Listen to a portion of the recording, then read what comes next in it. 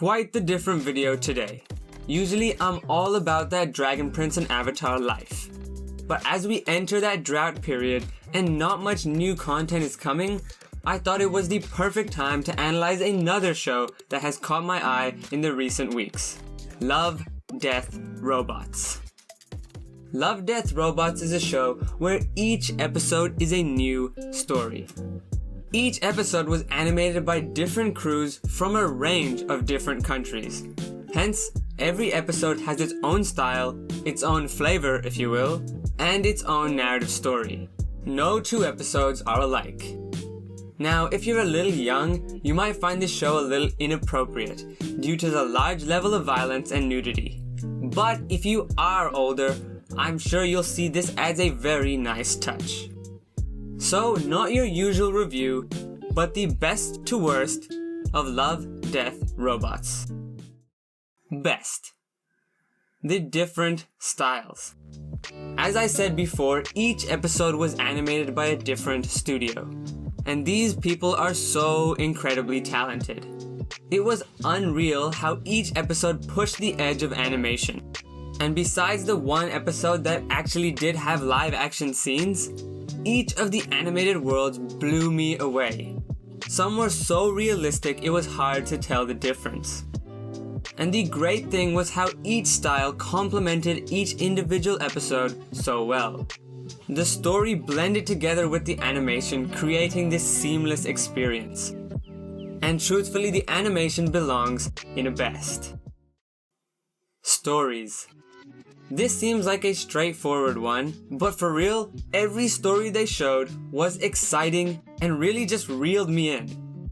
There were those few episodes that started off slow and then picked up later, but honestly, it's actually rare that I say this. But man, there were no bad episodes in this season. And I think the reason for that is because of these different studios.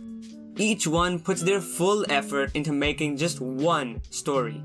And bam, they've made a great episode. All 18 crews putting their heart and soul into just one episode, and you've got yourself an amazing season. Has to be a best.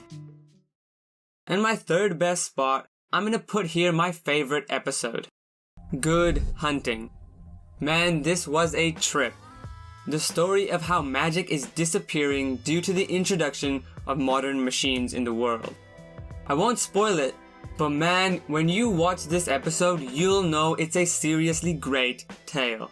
Great animation, great world, and they built just so much in 17 minutes.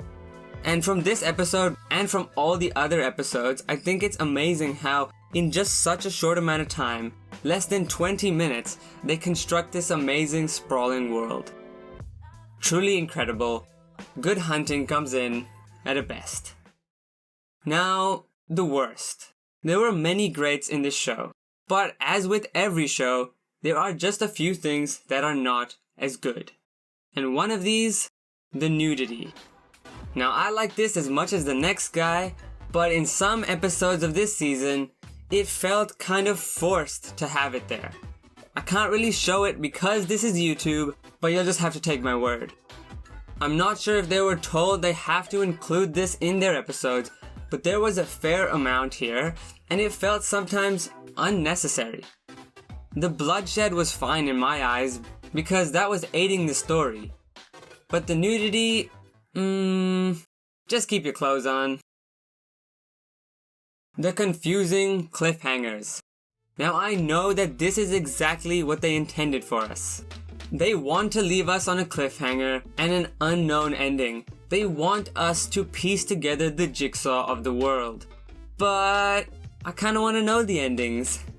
Because of this episode structure, none of these episodes will see a part 2. Because if there's a season 2, it's basically confirmed that there's just gonna be 18 or however many new stories again. So we're never gonna find out the endings to these stories that we were introduced to in this season.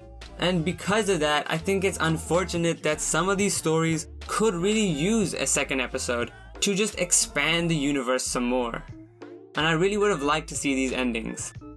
So unfortunately, in my books at least, this is a worst. And for my third worst spot, A pretty strange one, even for me. I didn't like the ambiguity of the episode theme.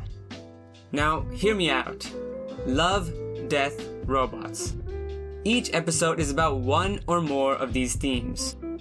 However, some episodes blurred the line between what I would really call any of these topics.